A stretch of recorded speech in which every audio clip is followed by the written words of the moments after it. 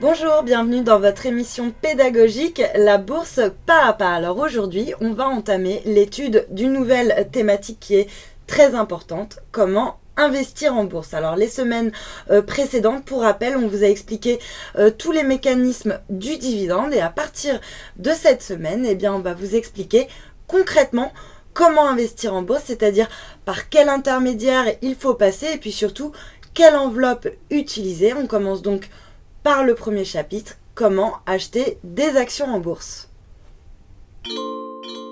Pour accéder à la bourse et donc commencer à acheter et vendre des actions, vous devez ouvrir un compte spécial. Les plus connus sont le compte titre et le PEA. Vous pouvez ouvrir un compte titre ou un PEA dans les banques traditionnelles, mais aussi chez un courtier en ligne. L'avantage du courtier en ligne, c'est que les frais y sont généralement plus faibles. Une fois que vous avez ouvert un compte titre ou un PEA et versé un capital initial dessus, vous avez la possibilité d'acheter des actions. Pour acheter une action, vous devez passer un ordre. Les ordres de bourse se caractérisent par plusieurs données. Un sens, à l'achat ou à la vente, un titre, c'est-à-dire une action qui se désigne soit par son nom, exemple Renault, soit par son code mNEMO ou son code ISIN.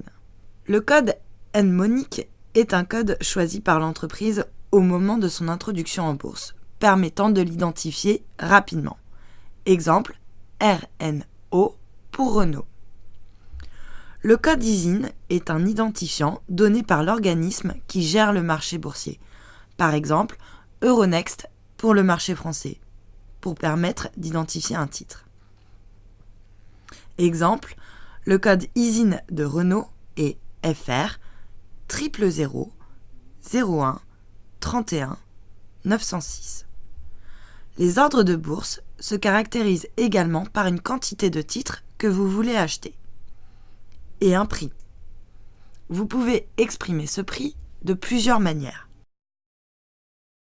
Vous voulez acheter une action au prix du marché, c'est-à-dire au cours de cotation de l'action au moment du passage de votre ordre. Vous allez alors passer un ordre au marché, qui sera donc automatiquement exécuté. Mais vous pouvez aussi fixer vous-même un prix à ne pas dépasser pour acheter l'action. Vous passez donc un ordre à cours limité. Par exemple, Renault cote 60 €.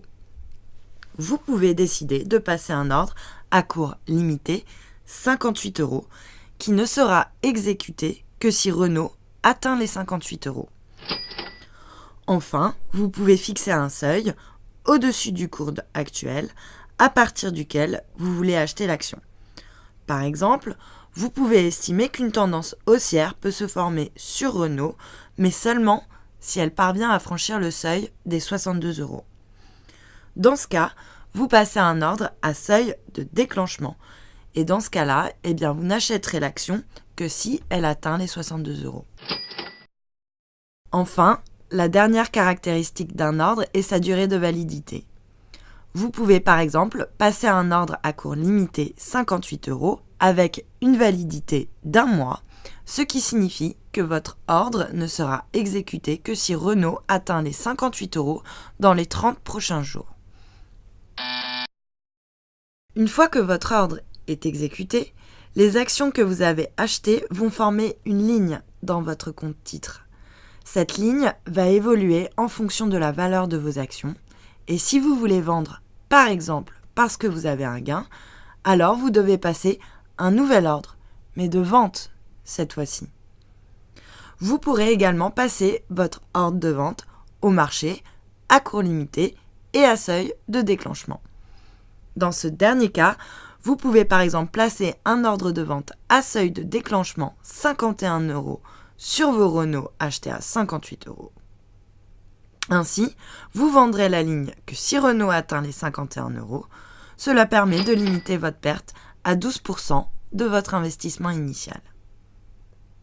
Pour conclure ce premier chapitre, retenez bien ces 5 points essentiels. D'abord, pour acheter et vendre des actions en bourse, il faut ouvrir dans une banque traditionnelle ou en ligne un compte titre ou un PEA et y faire un versement initial. Deuxième chose, pour acheter des actions sur ce compte, il faut passer un ordre d'achat qui se caractérise par un titre, une quantité et un prix. Troisième chose, le prix peut s'exprimer de 3 manières différentes.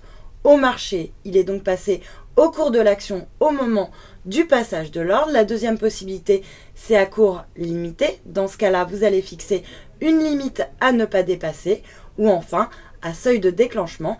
Et dans ce cas, eh bien, vous fixez un niveau à partir duquel l'ordre se déclenche.